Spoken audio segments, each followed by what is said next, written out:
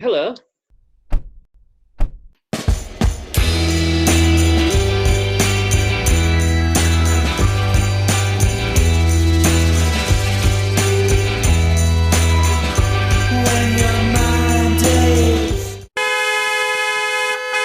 Good evening, Graham, and good evening, Anthony.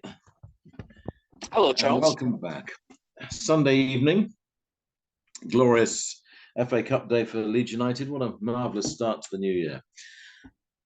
It's 2024. Happy New Year. Thank you so much, and good evening to our listeners. I'm Charles Hutchinson, and I co-host Two Big Egos in a Small Car with Graham Chalmers. I run the Charles Hutch Press website, contribute to the York Press newspaper, and can also be heard on York Radio every fortnight on Wednesdays, previewing arts events in York. Graham. Yeah, I'm the Harrogate advertiser, and I've also organised loads of gigs and arts events over the years, mainly in Harrogate, but Leeds as well. And we're currently being also hosted by Harrogate Community Radio, a properly independent, online, volunteer-led, fantastic radio station, which probably helps our figures, which did go up by a staggering 524% last year. I know I mentioned that last time, but it's a big figure. You still can't believe it, Graham. Yeah, imagine if the British economy had grown by 524%. Yeah, I think my waste has grown by 524% over the years.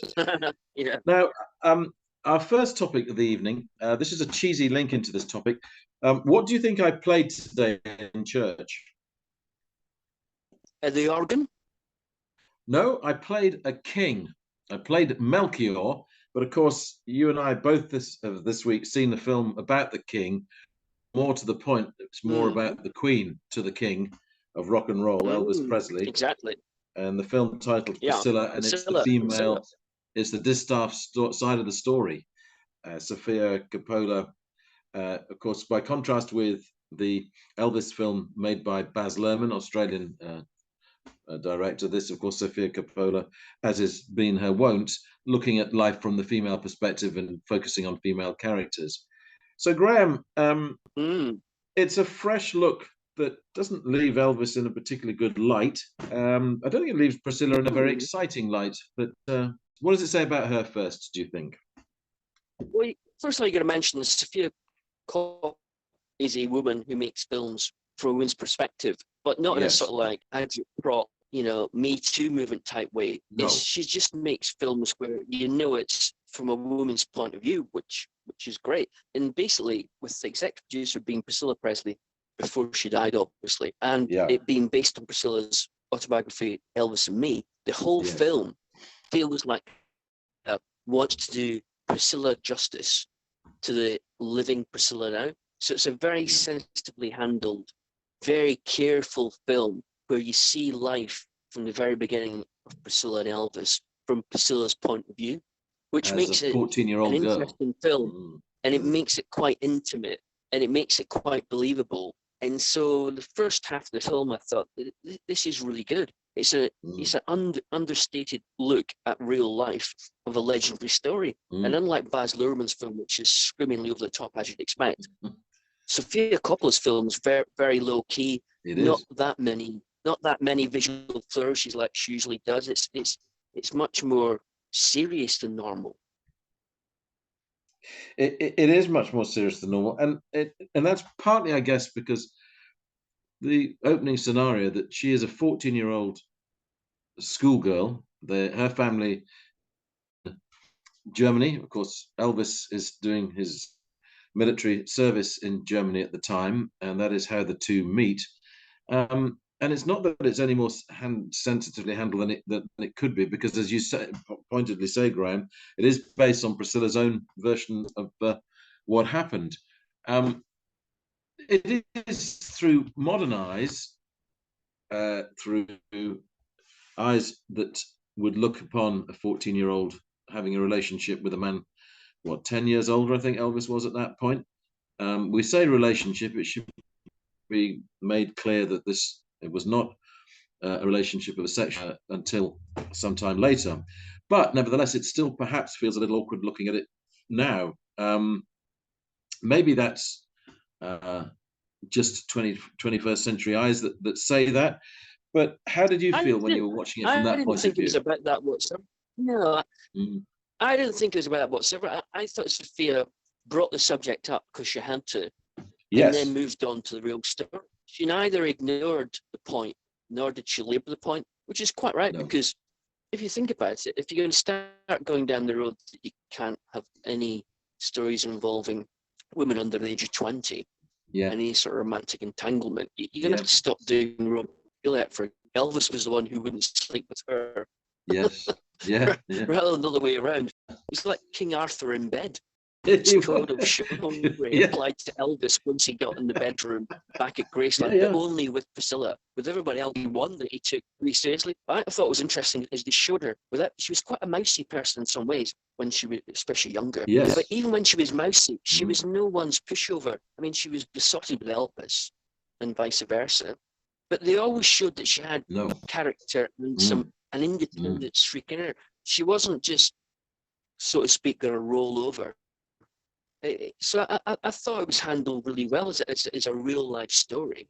I had no problems with it as a real life story, but problems came with it as a drama, because at the end of the day, it's a film. It's not a documentary. It's a drama, and we sort of know what the ending is if you know the Elvis story. I mean, it's not so much Elvis has left the building; it's more Priscilla has left the building. But the way they did it, they left the building seemingly in a car without the child and without the dog. So the ending was so sudden and didn't seem to fit the flow of the movie. That I thought it was a serious flaw with the film. That it went from going along nicely in one direction, and suddenly it veered off the road, became something different, with no real. It was almost like they ran out of time making the movie. Or they thought, "Oh, good grief, we need to finish this film now. Let's get on with it." You make an interesting point about budget there, Graham, because I read the budget by comparison, I think, was $20 million. I think the budget was by comparison with the average spend on of at least $114 million. So what a contrast in cost. And maybe that ultimately did compromise the film in a little bit. That is very possible. I do. I mean, first of all, she shot it in 30 days, so she made the whole movie in a month, which for a major Hollywood film director is quite extraordinary these days. But I think the other thing is that she doesn't do conventional storylines. You know, what was so great about Lost in Translation and The Virgin Suicides and Marie Antoinette is that they weren't conventional storylines that you could predict what's going to happen next. But those films had a great sense of freedom and a great visual style. Yes. And this one seems to not have that so much, because I think she was so focused on doing Priscilla justice that it's not, the film doesn't feel as free as most Sofia Coppola films feel. And to then hit it with a sudden ending that doesn't really totally fit the dramatic curve, I just thought undermined how good it was, because I did think it was going to be a great movie till suddenly the last 20 minutes I started to get a slight bad feeling about it. I think there's another element to it, which is that she's in the flare and the glare is Elvis. That is the star, and she is in the presence of the star. More than presence, she is his partner. And by comparison, when I mean, the contrast, I think, much as I didn't like Napoleon because there was too much war compared to George, or the George was in there, the relationship between Napoleon and his actually technically older than him wife, but played actually by Vanessa Kirby, younger than him, but a woman of experience and a woman that gave him a run for his money and was genuinely challenging, and actually in some ways was pulling the strings, was a more interesting relationship to study than this relationship that ultimately failed in a way that one could see how that would happen. I mean, Elvis, it wasn't graphically shown other than in newspaper headlines that he would be associated with Anne Margaret. He would be then associated with Nancy Sinatra, and Priscilla would read these headlines. Yeah. Well, and so basically everybody. So, and of course, Elvis is the story that we're interested in. I genuinely don't think Priscilla's story is very interesting. I think that's one of the more complicated truths of the film. I don't think she's an interesting character. I think you touched on something which I think you're right about, which is that Elvis is the glamour. Therefore, the film needed more of Elvis's glamour than Sofia Coppola gives you. But I think Priscilla's story is interesting, and I think the fact she had the backbone to leave him. Think about just bad behaviour and pill popping. Despite all that, to leave Elvis, where your life is financially and terms of physical well-being, a life of luxury, to walk out in that is quite a big deal. It's quite a ballsy move on her part. But I think with Sofia Coppola's version of the story, I think even the moments where they show about the Elvis glamour, and there's like quite a lot of shots of her and Elvis posing for photographers wearing, glamorous clothing and striking good poses, which produced famous photographs for real. Yes. Well, every time that Sofia Coppola shows you that, you can tell that the tone of her eye undermines the glamour of it. There's something really searingly realistic about Sofia's approach to Priscilla's story that cuts through the glamour the whole time. But that undermines the story because, as you said, without the glamour, there is no Elvis. So to do a film where you're completely cutting through the glamour into the hard reality of what actually happened is ironically undermining the movie itself. I felt you could very rarely see the appeal of Elvis. Well, that is true. I mean, you think about it. I mean, once he became successful, the only person who said no to him in his entire life was Colonel Tom Parker. Yeah. Every person who significantly is not seen in this film. He's only heard. No, he's on the seen phone, but not heard. Sorry, heard but not seen. Everybody's a lackey. Everybody's a servant. Yeah. Everybody's a chum who's there to do Elvis's bidding. He really is like Henry VIII. He is the king. He's not just the king of rock and roll. In the world he lives in, he is the king. And from the very beginning, Priscilla's at disadvantage. Had been 25 when she first met Elvis. Even if she had a bit of a sort of like New York attitude of like, get off my case, Elvis, from the very beginning. Well, the only way she would have beaten Elvis, because everybody was on Elvis's side, would have been if she'd been basically as tough as nails. But if she's tough as nails, Elvis would have thrown her out because Elvis didn't need anybody telling him no, because everybody told him yes. So why would he put up with someone who said no?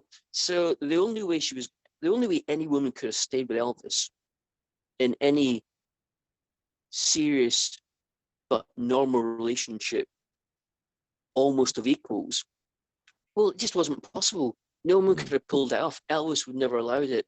That was the dilemma of Elvis. Elvis had everything, which meant he didn't appreciate anything. I mean, we did see sides of Elvis that were not particularly apparent in Baz Luhrmann's film. So the pill popping was consistent right from the start of the film.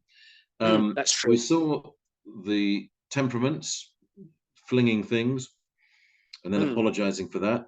We saw just one sequence of endless food coming when they weren't doing anything other than seemingly sitting in bed, much like John and Yoko would do. But we saw hints even then. I think peanut sandwich I seemed to spot it was there. So, but that little sequence was making a point artistically, but I didn't feel John and Yoko. Yeah. I mean that moment was a little unusual because it was a montage of images without any.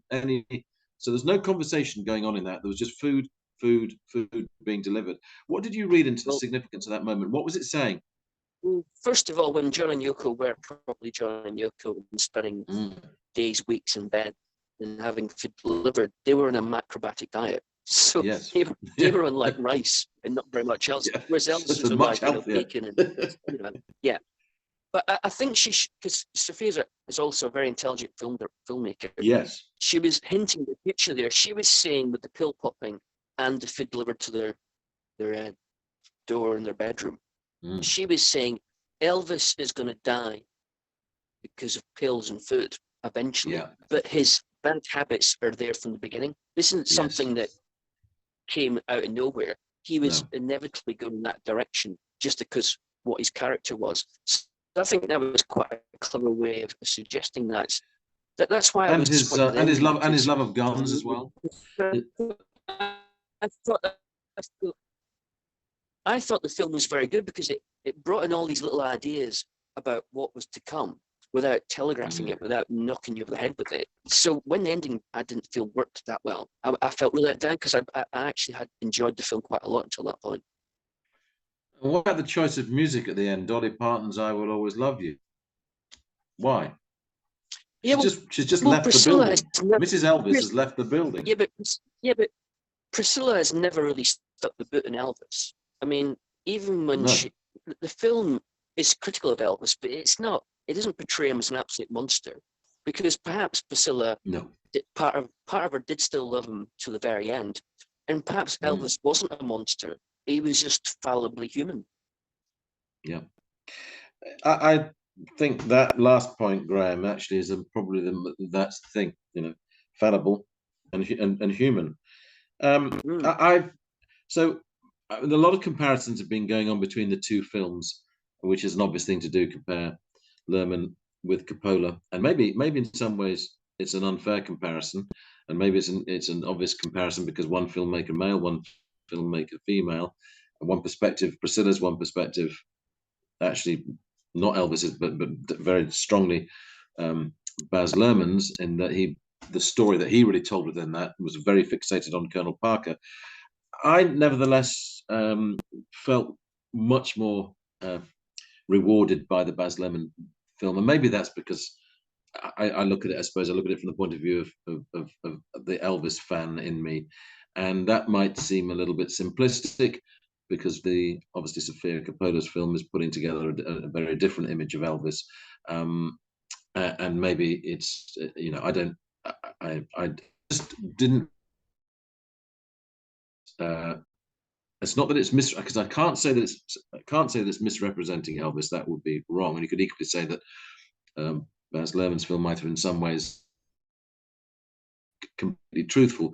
But as a film-going experience, I vastly preferred seeing the Baz Luhrmann film. Until the end, I've vastly preferred seeing Sofia Coppola's film, because Baz Luhrmann was all flash and show, and the substance was tiny. And it was irritatingly loud the whole time.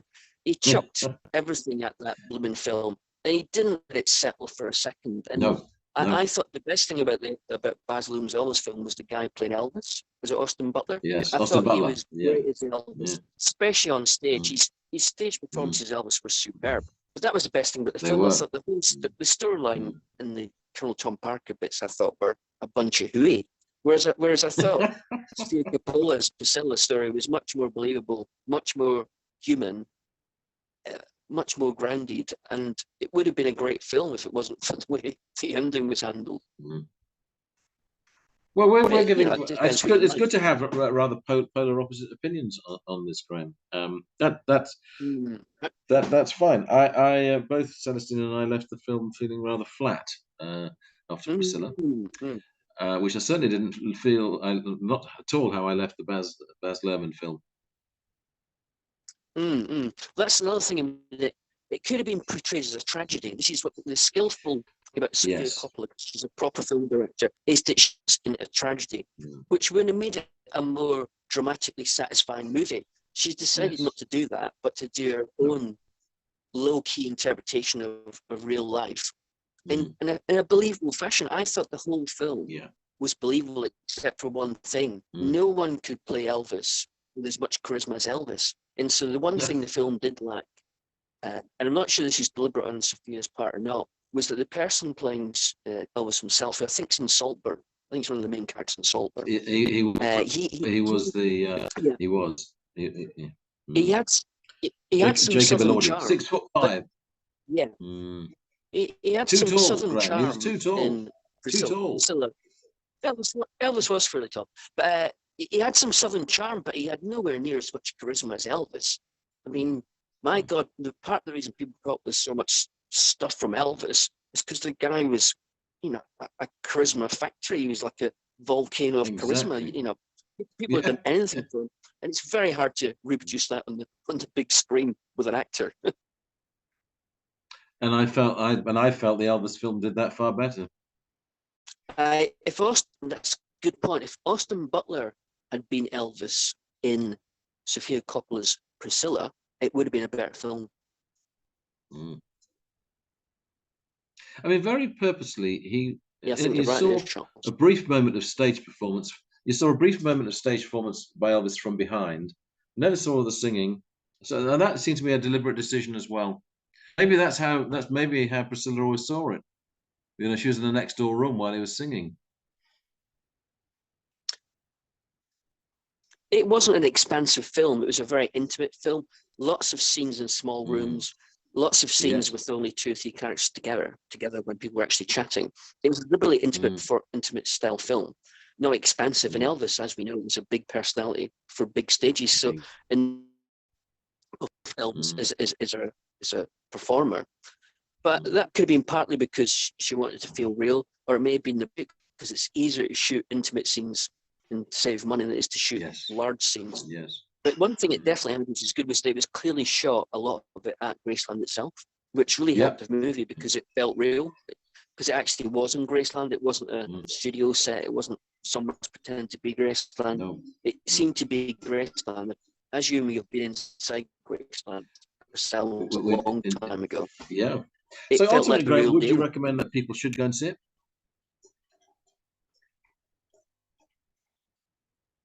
It's worth seeing. I wouldn't say like film of the year, rush out straight away, but it's definitely worth going.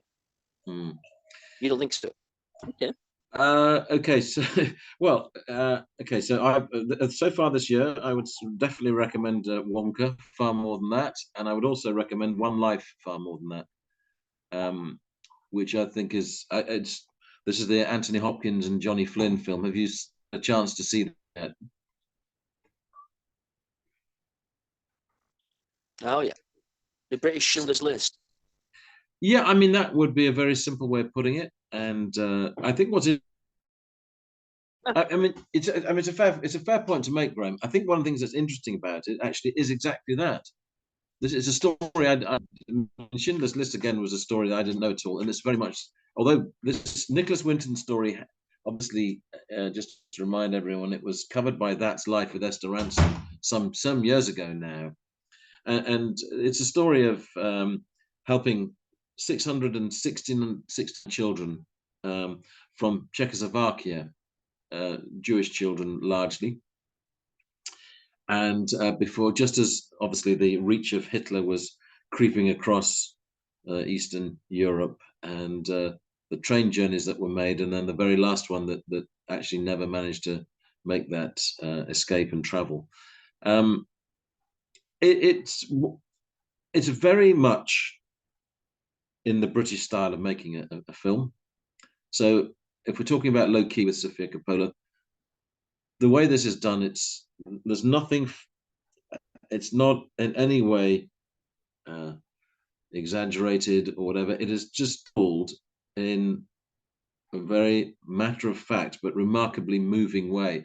I found myself close to tears watching this most of the time I was watching the film, and that's partly who remains a remarkable actor at being able to any character that he plays. How, when you've got that much about you as an actor, do you somehow, I mean, to compare him with Meryl Streep might seem, but it's one of those actors you think, oh, Anthony Hopkins again.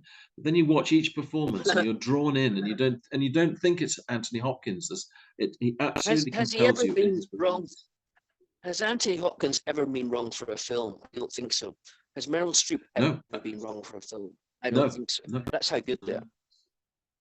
Absolutely. And we should the performance of Johnny Flynn, which is as the character as the young man who is working in the bank in London, but goes to Prague to oversee trying to get these children out of there. You think, well, why tell yet another story, as it were, from that time? I don't have a problem with that either, because I think these stories, in their own way, they so shame humanity at its worst that I think that any ways of telling it, and the contrast with the decent humans trying to do something about it, trying to make a difference, and the point being, if you save one life, you are making a difference in the world, and that principle absolutely is what's behind this film. And I don't really want to compare to Schindler's List at all. Much more the British way of making a film. I absolutely recommend. Absolutely recommend seeing it, because I mean, I was an emotional wreck by the end of it, and I certainly wasn't an emotional wreck by the end of watching Priscilla. Good night out. Good night out, Charles. Well, you're an emotional wreck. Well, I wasn't remotely all shook up by the Priscilla film. But you're right. The British would not make a film about the Holocaust like Schindler's List. And if the British had been in the Vietnam War, just imagine the Vietnam War was fought by the British, not by the Americans. We would never made Apocalypse Now. We just don't make those sort of films. We don't have that sort of approach to life. So it would have been Apocalypse Now by a British director would have been way more low key and way more nuanced and sensitively handled. Absolutely, it would have been as good. No. Now, Graham, our second topic tonight, a stuffy town. Well, you couldn't possibly be talking about Harrogate, could you? Of course. I mean, I think it's excuse me. I think it's an unfair reputation. But there we are. It gets a mention in this new book by on Pauline. Is she pronounced Boty or Boty? Pauline Boty? Excuse me. The most overlooked figure in the British pop art movement in the 1960s. I'm going to pronounce it Boty, but I don't actually know. Yeah. Yeah, well, it's true she was, and she's only been discovered in the last 20 years, and her reputation is slowly growing. So what's her involvement with Harrogate then? Did she live in Harrogate? Born in Harrogate? Leave Harrogate? It's got a lot of things going on. It's got and the people who run the town, I was going to say like it was American or something. The people who run the town tend to emphasize its history and tradition rather than modern culture. So there's two books I got for Christmas which have Harrogate links to modern culture. The first one was DeMarco's Edinburgh, where Richard DeMarco, the great Edinburgh arts impresario, who sort of know a bit over the years, who helped set up the Edinburgh Fringe and the Traverse Theatre and brought Joseph Beuys, German artists to Britain first. Well, in his history of the Edinburgh Festival, he mentions Mark Boyle. Now, Mark Boyle was a poet, then an artist, and he was also involved with early years of the Edinburgh Fringe and the Traverse Theatre and the Art World in the 60s. But he also moved to London, and all the great light shows with the great British psychedelic movement with live bands like Pink Floyd at the UFO Club, he did the lights for them. He did that psychedelic lighting effects, which were quite radical at the time. Now, Mark Boyle lived in Harrogate between 1957 and about 61.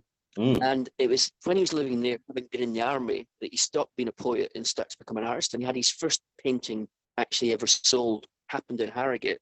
And he lived with his wife above a cafe in the middle of Harrogate in the late 50s when he had dreams of becoming an artist. And I believe that because of the cafe that I found somewhere, that it was possibly Betty's, that he lived above Betty's in the middle of town.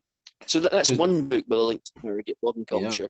This book is Pauline Boty one, which is a great book written by Mark Crystal, and it's published by Francis Lincoln. It's called Pauline Boty, British pop art's soul sister. Well, she was at the Royal College of Art with Peter Blake and Derek Bosche and Peter Phillips. She was on that great BBC Two. Well, it was actually BBC One, I think. Great British BBC program called Pop Goes the Easel in 1962, which is about young British pop artists. And she was one of the 4 people chosen. And she's a remarkable woman because I saw her art in a modern art gallery in Lisbon last year, amongst a big section of British pop art of the 60s. And her work stood out as being some of the best there. And I thought, why is she not as famous as Peter Blake? But in Elstern's, she was smart, she was sexy, she was fearless, she was provocative. She was a sort of like feminist in the days when everything was male dominated, but still sexy as well. And it's just an incredible story about, and she lived in a house with Peter Blake and Celia Burtwell, and she was in the movie Alfie because she was also an actress. And she auditioned for the role that Julie Christie got in Billy the Liar, as a sort of like glamorous blonde who goes off to London to like see the world properly. Whereas Tom Courtenay doesn't, he stays in Bradford. Well, she auditioned for that, didn't get the role, but it's believed, and you can see that Julie Christie's portrayal in Billy the Liar is based on the real life character of Pauline Boty. That's how she behaved in real life. So it's a phenomenal figure. But here comes the Harrogate link finally. That's what I was wondering. Where is the Pauline Boty Harrogate link? Her father, I think he was Persian, her father was sent to be schooled in Britain at boarding school in about 1919. Yes. Try and guess which school he was sent to. Well, it was on Panalash. The only boarding school in Panalash was Ashwell College. So Pauline Boty's dad went to Ashwell College in Harrogate, once again showing that Harrogate's links to modern culture, there's many more links to modern culture in Harrogate than Harrogate itself likes to acknowledge. And sometimes, Graham, you just have to also look below the surface to find them. Because Harrogate itself doesn't tend to celebrate them, make them prominent. Well, that's my point. That's my point. You've had quite some time really now of doing this, exposing this creative underbelly that is in Harrogate, that as you say, beneath this surface that's seen as a combination of stuffy and smelling of flowers. And there's actually something a lot more real about Harrogate that's artistically creative, that is within the town's culture, that actually does create artistry, and maybe unexpectedly so, given the wider image that Harrogate has. I'm thinking of doing an alternative brown plaque tour of Harrogate, because Harrogate's full of brown plaques. Yeah. Some people with aristocratic links and buildings where the first gaslighting happened, or etc., etc. And you don't mean gaslighting. You don't mean Patrick Hamilton type gaslighting. You mean Harrogate invented gaslighting. Yeah. So there's very few plaques to modern culture. I think the one that was set up last year to Michael Rennie, the actor who was in The Day the Earth Stood Still. That's one of the few sort of modern culture plaques. So I'm thinking of doing a tour of Harrogate, of places where there should be a brown plaque because of a link to modern culture of national standard. I'm thinking of doing that.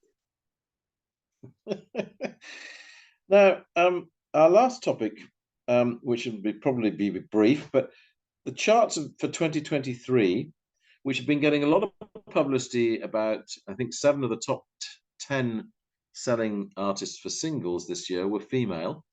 But you're wondering that maybe now it's time that BBC Six Music launched its own chart. Is that because the pop charts in some ways are not broadly representative, and indeed the album charts are chock-a-block with old albums or Taylor Swift albums that she even re-records an album like 1989, and that then sells very well, just as long with the original version of 1989. Are you saying that actually it would be sensible in some ways to have a chart that with broader taste of music, which we see in all the end of year chart lists, a much broader spectrum of music? It wouldn't be broader because of the market in the UK for music is streamed. So that's less than 20% is physical hard copies. So even though vinyl records have made a great comeback, as have CDs, CDs have stabilized in terms of decline, cassettes are back up again. There's still a drop in the ocean compared to streaming. But the streaming market is full of things which I quite frankly don't enjoy. Now, it's great there's so many female acts in the top streaming songs of the year and albums of the year, but a rubbish track by someone who's female isn't any better than a rubbish track by someone who's male. So I never go like, that's great because that person's French or British. I go, is that a good track? Okay. Whereas you look at the vinyl album charts, 7 at the top 10 vinyl albums like last year in terms of sales were new releases. That tells me that the music that the people who are buying vinyl and a radio station like BBC Music, which is a very broad music policy, not based on just popularity and mass popularity. Yeah. That's telling me that there is a market for that sort of approach to music, but it's simply dwarfed by the streaming world and never will beat the streaming world. It's never going to switch back. The streaming world has already won. But just like the days of the 1980s when the pop charts went a bit rubbish and the Enemy and Sounds of Metal Maker started doing an independent chart to champion music that wasn't the best sellers, but was worth championing. And it worked because it gave the indie charts were important in the 1980s. They helped a lot of acts get more exposure and encouraged acts who didn't sell millions of copies to keep going. It made them look great. So I think BBC Music stand for its approach to music in the outside world by having its own charts is something that people who don't just like modern rubbish and old records can rally around, because everything in the modern world is about marketing. And I think the music that isn't mainstream now needs to market itself better.